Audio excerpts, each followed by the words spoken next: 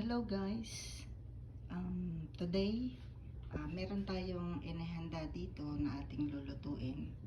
Gagawa tayo ng lechon belly or fried liempo. At pakukuluan natin itong liempo natin upang ihanda siya sa pagprito natin maging malutong siya at malasa. Okay? So, dito, nung nanguha tayo ng tanglad, kumuha din tayo guys sa ating garden ng konting kangkong na pwede nating i-adobo, di ba? Para naman mamaya, pagkain natin, meron tayong gulay, di ba? At pwede tayong kumuha ng konting liempo rito, pansahog sa ating adobong kangkong. Guys, itong kangkong na to ay tanim natin at ito ay Chinese kangkong, okay? Medyo humaba lang talaga dahil hindi ko naman siya napipitas agad-agad. At itong mga nakaraang araw medyo busy tayo sa ating caregiving works. So halos wala tayong time sa ating garden. At ngayon lang tayo nagkaroon ng time maging sa paggawa ng ating video content para sa ating YouTube channel.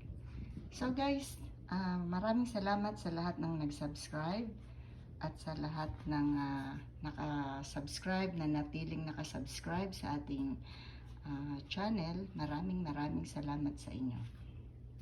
At sa araw na to, ang ating channel ay inedit ko siya at nilagyan ko ng kapatid, since ako naman ay usual na tawag talaga sa akin ay Ate Rem ng nakararaming tao.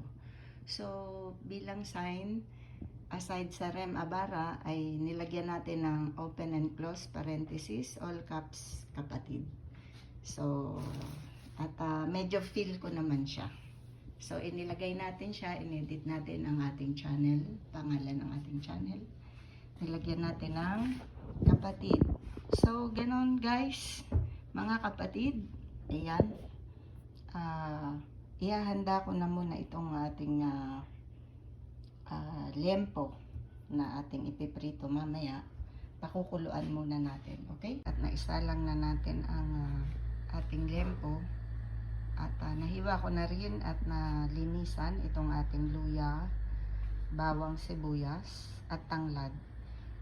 Ilalagay natin siya dyan guys sa ating pinakukuluan na liempo. Yan, lahat yan all together. Yan ay para mawala yung foul odor and taste nung taglay ng pork or nung ating meat ng baboy. Okay? So, pakukuluan lamang natin yan at syempre, lalagyan natin yan ng pamintang buo. Kung wala naman kayong pamintang buo, ay pwede na ang pamintang durog. At lalagyan natin ng asin, of course. So, ito ang ating pamintang durog. Yan.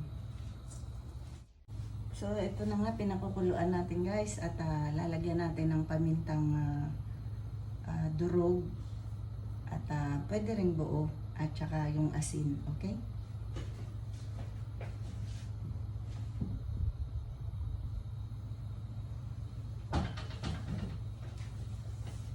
So, ito yung asin natin guys. Siguro lagyan natin ng isa't kalahati na kutsaritang asin, pampalasa.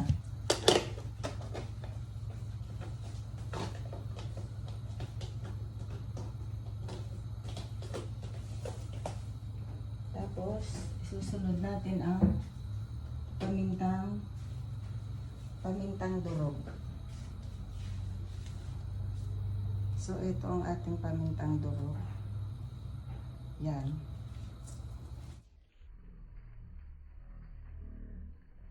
Habang nagpapakulo tayo ng ating liempo, ay sisimulan na nating linisin itong ating kangkong.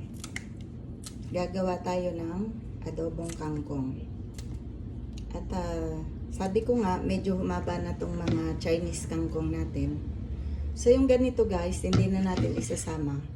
Kasi itatanim na lang natin ito ulit. No? At ngayong meron tayong channel sa YouTube, dumami ang ating sinusuplayan ng kangkong. Kung minsan dumadayo sila dito, yung mga kapwa Pilipino natin, para lamang mamitas ng ating pananim na kangkong. At hindi na tayo nagpapabayad guys dahil wala naman tayong binabayaran din dito. Sa awa ng Diyos ay mabait yung napuntahan kong amo at hinahayaan lang nila ako magdilig dyan, gumamit ng mga kanilang kagamitan sa paggagarden. Ganon din naman sa tubig. Ito guys, pagsasama-samahin ko lang na ganyan, tapos idediretso ko na sa lupa. And then magkakaroon niya ng ugat at sisibong na naman, sisibol yung bagong dahon. So ganun ko lang siya na parami guys, yung kangkong ko. Sasamahan mo lang talaga ng sipag at tiyaga. Anyway kasi naman nasa puso ko talaga yung pagtatanim. So kahit mahirap talaga, hindi ko iniinda. Una, nagpapalipas ako ng oras, yun naman ang aking pagtatanim kapag wala akong ginagawa. Plus, nagpapapawis ako. So, talagang kahit mahirap, hindi ko iniinda. Minsan kasi mainit, yung kasi ang oras ko sa paggagarden, kung medyo nauko pa ako ni lola ko, so nalilate ako sa garden. Ganon. So, minsan, sinasadya kong gumising ng maaga para bago ako magsimula kay Lola, nakatanim ako habang malilim or nakadilig o kaya nagdamo, ganyan. So, 'di ba? Ganyan lang ang diskarte sa buhay. Basta nasa puso natin yung ating ginagawa, lahat may paraan. Sabi nga, pag gusto, may paraan. Pag ayaw, may dahilan. Tama? Tama talaga. So guys, ayun nga, inedit ko ang pangalan ng ating channel. Rem Abara pa rin, mababasa ninyo. Pero dinagdagan ko ng kapatid. Okay? So tayo naman kasi dito ay magkakapatid. Magtutulungan tayo bilang magkakapatid. At magtuturingan tayo bilang magkakapatid. Okay? So, yan ang ibig sabihin ng kapatid. Magtutulungan. Yan lamang guys. So far. At pinapakuluan pa rin natin ang ating liempo. At gagawin nating bagnet o pritong liempo. Diba? Ganyan. Kumuha din ako ng kapirasong karne para ihalo dito. Anyway, ito nga kangkong kahit wala ng sahog, di ba? Pero, baka ganun gagawin ko. Ano lang to meron naman akong sesame oil. Kikuman. So, sa tingin ko sapat na yun Anyway, purong karne naman yung kakagatin natin mamaya. So, nung sumahod ako, naisip kong mag-content ng food para sa ating cooking series. Alam nyo naman tong channel natin guys, puro series yan. Versatile kasi tayo guys. As a caregiver, kailangan versatile ka. Pwede ka doon, pwede ka rito, pwede ka riyan. So, kaya tayo may gardening series, merong cooking series, may mga technique series tayo. At of course, hindi mawawala yung caregiving series. Ganyan. So, ganyan ang kabuuan ng ating content. At meron din tayo syempre yung ating Pagcash series. Pagcash at Pasyal series. 'Di ba? Kung minsan sa biyaya ng Diyos na ipapasyal ko kayo sa mga lugar na pinuntahan, pinamalagian, at nilakaran ng ating Panginoong Hesus, ng kanyang ibinabahagi o itinuturo ang kanyang ebanghelyo, which is ating mababasa sa kasalukuyang panahon sa New Testament. Guys, kung magbabasa kayo ng Bible, piliin ninyo yung King James Version. Dahil ang King James Version ay halos walang ibinago. Kung paano siya sinulat noon, hanggang ngayon yun pa rin. Hindi na natin hanguin tong pinakukuluan nating liempo. Okay? So, hanguin ko na siya. At patutuluan natin to o patitik-tikan, sabi nila. Upang mas maganda ang pagprito natin mamaya. Ayan guys, pwede na, di ba? Dahil ipiprito pa natin ito. Hindi naman maganda na malabog ang karne. Mawawalan ng saysay yung pagprito. Hindi na tender, juicy. Mawawala. Okay, close na natin ang. So ngayon, yung pinagpakuluan, itatapon na natin yun. At syempre, ang kinuha lang natin ay itong karne. Pinakamaganda pa rito guys, kahit nung pinakukuluan mo, tusok-tusukan mo yung meat, yung balat niya ng tinidor. Para mamaya pag pinarito natin, pasok din yung oil. At saka, nung nandun din siya, ay yung lasa ng mga ingredients natin, ay pumasok talaga dun sa karne. Kumbaga na-absorb ng meat, yung lasa ng tanglad, sibuyas, bawang, asin, at paminta. 'Di ba? So, ganun ang isa pa na dapat ninyong tandaan. So guys, magigisa tayo ng ating adobong kangkong upang maging kapartner ng ating bagnet or fried liempo. Okay?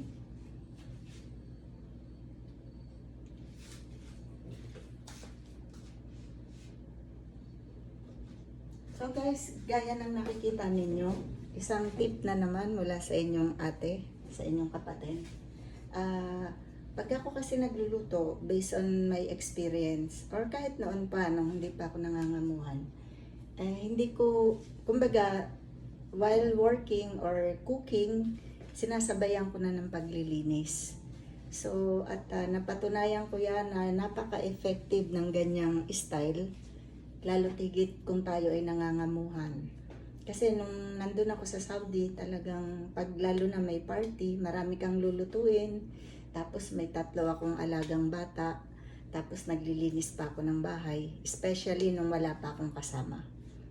Kasi later on, kumuha pa ng isang katulong upang maging kasama ko Pero gayon pa man, kapag ako kasi ay nagtatrabaho, hindi ko inaasa sa aking kasama. So at saka nakaugalian ko nga, kapag ako ay magluluto, sinasabayan ko yan ng linis.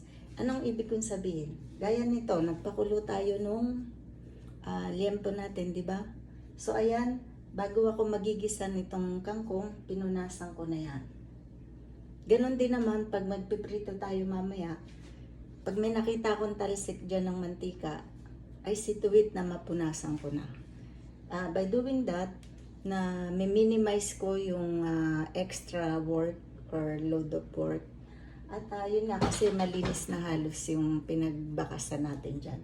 Ganon din naman pag naghihiwa ako ng sibuyas, bawang, kung ano-ano, gulay, diretso basurahan yan. Hindi ko ugali yung mag-ipon sa sink ng mga balat-balat kung ano-ano. Diretso basurahan. Ayan, nakikita ninyo. Kasi may mga tao, especially yung ibang lahi, ugali nila yan, ibagsak lahat sa lababo, yung mga balat-balat dyan ng mga pinaghihiwa nila o kung ano yung ginawa nila. At later on, magko-complain, barado yung lababo. Kasi nga, ganun na nangyari. Unintentionally, nabarahan yung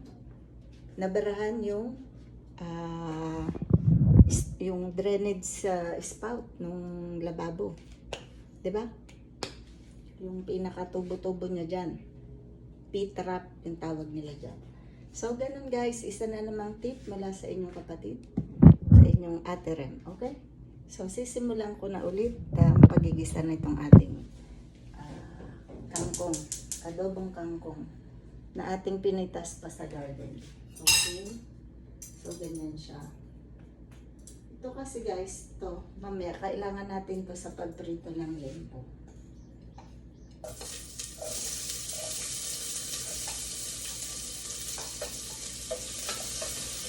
Usually, lalo na nung mga tao noong araw sa Pilipinas, pag nag-isa, inuuna yung bawang, di ba?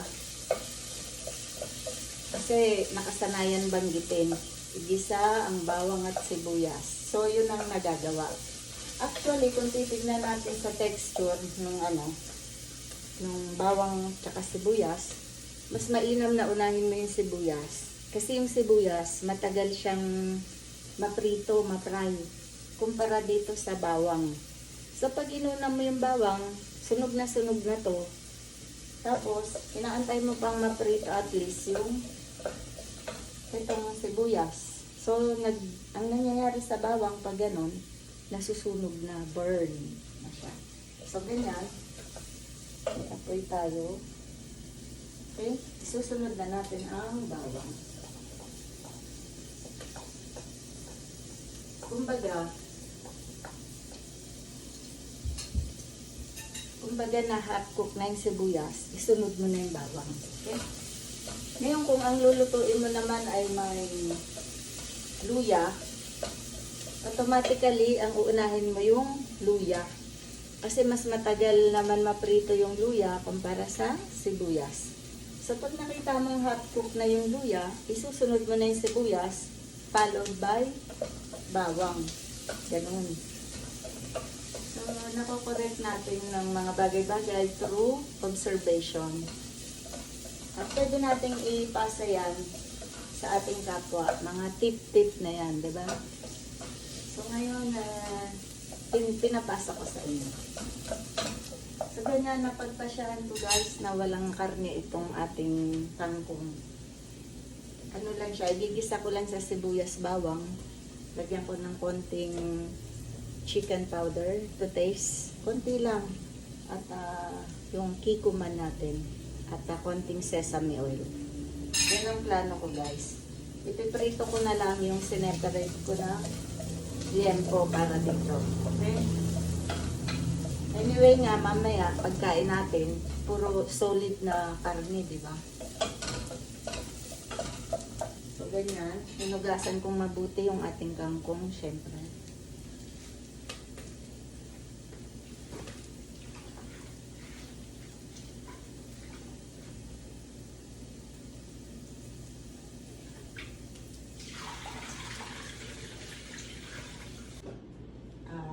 Itong ating sesame oil, pampalasa din to.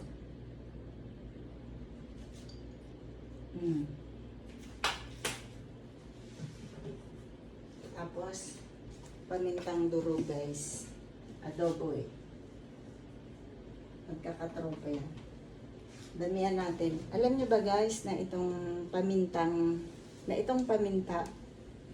ay napakaganda nito sa mga inflammation. Nakaka-heal siya. So, nakaka-less siya ng inflammation sa ating katawan. So, yan. Marami pa tong health benefits, pero yun lamang ang aking tinandaan talaga.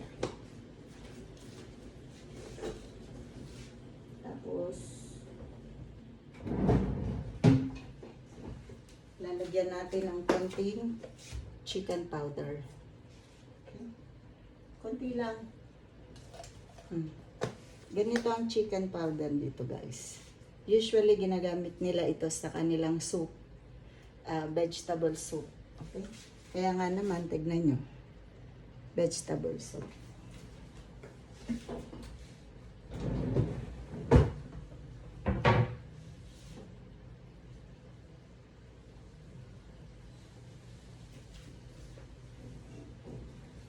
Tapos guys, tatakpan lang natin. Mamaya na natin haluin. Pag medyo nag-simmer na yung dahon. Parang bumaba na nga eh.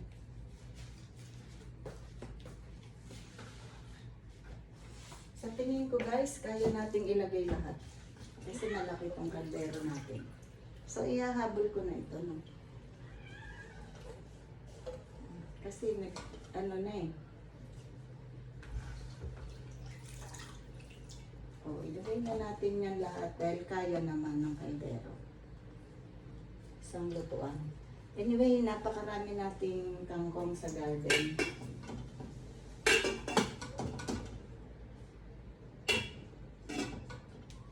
Yan.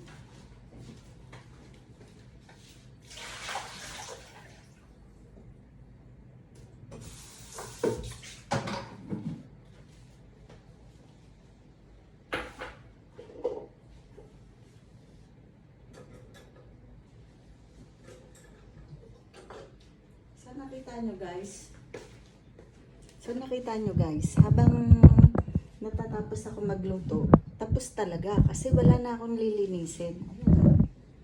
Nalinis ko na, 'di ba? So, tip 'yan. So, tignan nyo.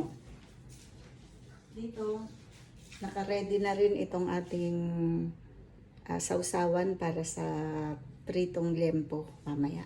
Okay? Lalagyan ko na lang ito ng toyo.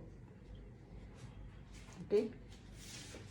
Pwede ko na siyang lagyan actually. Okay? So, lalagyan na natin siya.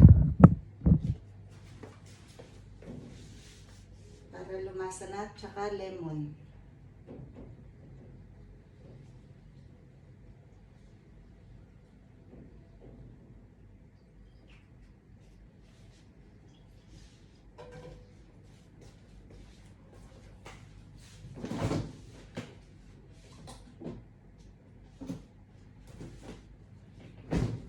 Isa na namang tip guys sa inyo. Ito kasi lemon to. Pag panahon ng lemon, nagkakanda hulog. And then mabubulok na. So sayang. Ang ginagawa namin is kinokolek ko lahat yan. Tapos pipigain ko lahat yon at ilalagay sa ganitong lalagyan. Tapos ilalagay mo lang yan sa freezer. Anytime na naman na kailangan mo, kumuha ka lang. At may available ka ng lemon. Kasi, so guys, sa tingin ko, pwede na rin tayo magprito nitong ating liempo. Yan o. Piprito na natin siya. Okay? Guys, nilagyan ko to ng, habang tinitik-tik kong ganon, nilagyan ko ng black pepper. Ayan. Tsaka konting asin, pinunasan ko. Para mas malasa pag pinirito. Diba?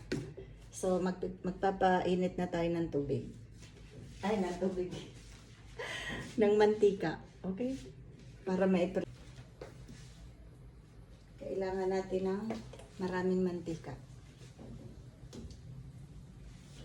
Ganon. Kagandahan sa work ko, guys, napakaluwag. Guys, napakaluwag. Pagpasensyahan nyo na ako guys kung minsan nabubulol tayo at hindi tayo pinalaki sa layaw, sa bulol yun. Kaya lumaki akong bulol, okay? Yan lang. Pag may pagkakamali ako, pagpapasensyahan nyo na ang inyong ate. At hindi naman ako palaging mali, di ba? Kung minsan tama din tayo. Ayan, siguro pwede na yun eh. Huwag tayo magpaka-OA sa deep fry, okay? Hindi ko mo mabait yung employer natin, aabusuhin naman natin. So, sayang ang mantika. Una, hindi sila kumakain ng baboy. So, sayang tong mantika. Tsaka bawal dito gumamit ng mga used oil, okay? Itatapon ko to mamaya eh. Yan lang. So, sa tingin ko okay na yan. Paiinitin lang natin. Sapat na ang mantika na yan.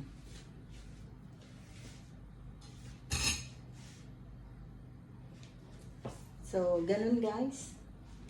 At yun nga, ang ibig ko sabihin, huwag natin aabusuhin ang kabaitan ng ating mga amo sa mga kagaya kong nangangamuhan. Ganon din naman sa kayo, sa mga magulang nyo, ate nyo, kaibigan nyo, huwag tayong mag-abuso. Okay? Hindi porket sige lang ng sige sa atin, area din tayo ng area. Matuto tayong magsariling kusa kung paano magmalasakit upang masabi na tayo ay hindi abusado. Okay? Kasi pag ganyan ang mindset mo, may aayos mo ang iyong sarili. Okay? So, ikaw na mismo sa sarili mo ang mag-stop. Ganyan. So, that way, nasa maayos ka. Tama, mali? Tama. Gaya nito guys, nakita ko na naman, may patak dito. Pupunasan ko na naman. Diba? Kasi unavoidable yan eh, ang mga yan.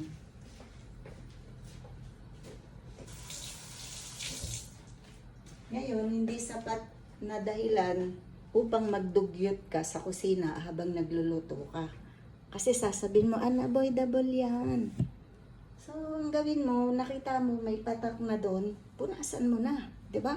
Kasi pag naapakan mo pa yan, kakalat sa ibang bahagi ng kusina, madudumi na yung kusina. 'Di ba? So, aagapan mo na, kumbaga. Kasi ikaw din ang mapapagod, lalo't wala kang kasama. Ikaw din ang maglilinis niyan, kalat-kalat, dumami. Sa halip na isang patak lang, ikinalat mo pa ng 10 beses. 'Di ba? So, haluin natin itong adobong kangkong.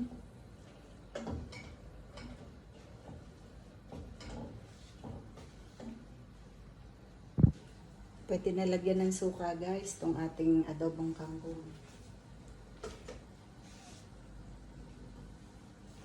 Ganito guys ang suka dito. Vegetable vinegar. Okay?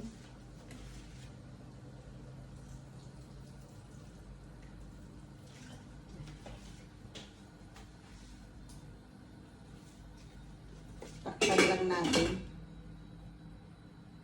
Mamaya yung konting mantika nung pinagprituhan natin ng liempo, papatakan natin yung para mas malasa, 'di ba?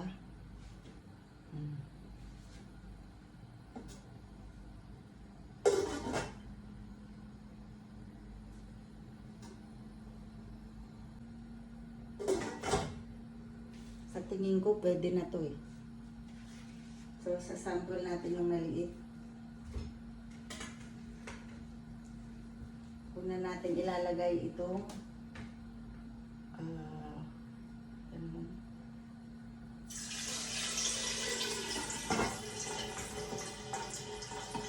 wow.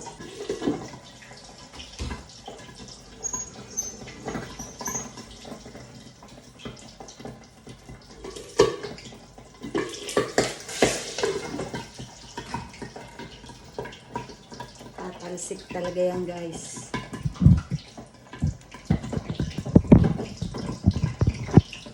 So, ganyan guys. Kita no? Check na natin itong ating adobong kangkong. Titignan natin kung tama na sa lasa. At kung luto na ba. So, para malaman natin yan, kailangan natin tikman. Tikim lang guys, hindi kain. Pag sinabing tikim guys, konti lang. So guys, luto na yung ating inihandang adobong kangkong at liempo, pinaritong liempo. Ito yung ating sausawan. Ganyan. Nakikita nyo ba guys? At kakain na tayo. Yan. Meron tayo ritong cola. So, kakain na tayo. Okay? Of course, pinasasalamatan natin to sa ating Panginoong Diyos. Itong ating pagkain na ito. In Jesus' name. Diba? So, kakain tayo. Titikman natin agad itong ating piniritong liempo na pinaghirapan sa araw na ito.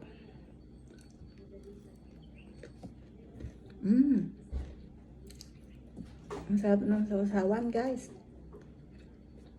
Yung liempo, lasang pritong baboy. Malasa naman. Pero higit na malasa itong sausawan natin. So, titikman natin tong, magkakamay lang tayo guys. Itong ating adobong kangkong with konting kanin.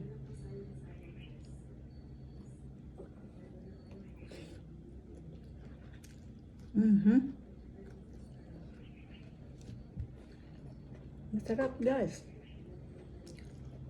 Chicken powder lang ang ginamit ko sa adobong kangkong. Dito naman sa pritong lempo natin, ang nagdadala talaga ay itong sausawan.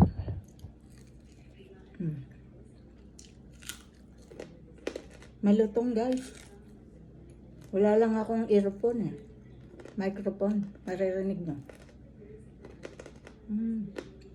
Pumuputok sa aking bibig. Ayun. So guys, ganun lamang siya kasimple. Diba?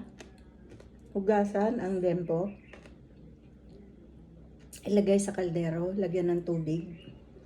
At lagyan ng tanglad, yung ginamit natin, sibuyas, bawang. Hindi nyo na kailangang hiwain ng maliliit. Kasi nga, panlaga lang naman yun. Luya, nilagyan din natin. Pamintang buo or durog, basta may paminta, asin. Diba? So, pakuluan natin yan hanggang naluto yung karne. At alam natin na kumagat na rin yung mga lasa nung ating nilagay na pampalasa at pampamatay dun sa foul odor at taste ng meat o ng baboy. No. Tinusok-tusok rin natin yan ng tinidor para mas lalong kumagat yung lasa ng tanglad, etc. dun sa karne. So, hinango natin yan at pinatiktikan bago natin ipinirito sa, nakalubog siya sa mantika. Deep fry sa English. So, ganun lamang at ngayon nga kumakain na tayo. At napatunayan natin na masarap. Kombinasyon siya ng adobong kangkong. So guys, ganun lamang. Hanggang sa muli. At muli ko kayong inaanyayahan na mag-subscribe sa ating YouTube channel. Ram Abara lamang, kapatid. Dahil mga tayo rito sa community natin ay magkakapatid. Okay? Siya rin lamang na ako ay binansagan ng aking stepfather ng Ate Rem. Kaya matanda bata ang tawag sa akin Ate Rem. So ako ay ang inyong Ate Rem at kapatid. So mag-subscribe lamang guys at manatiling nakasubscribe. Dahil ako naman ay nagpapasalamat sa inyong lahat sa pagpapaunlak ninyo sa aking panawagan ng suporta. At sa abot ng aking makakaya, ako ay gumagawa ng ating kasiyahan. At kayo rin ay maging bahagi rin ng ating kasiyahan na ito. Ako ay naghahatid pa GCash para sa aking mga subscribers only. Okay? Sa aking mga kapatid. Okay, maliit, malaki, pasasalamatan natin yan sa ating Panginoong Diyos na siyang nagpapala sa atin sa araw-araw. Okay, so yun lamang guys. Thank you so much and thank you for watching. At please subscribe kung kayo ay napadaan lamang rito at hindi pa nakasubscribe. Nawa, mag-subscribe po kayo sa aming channel. Ram Abara, kapatid ninyo. Okay? So, bye-bye. God bless us all.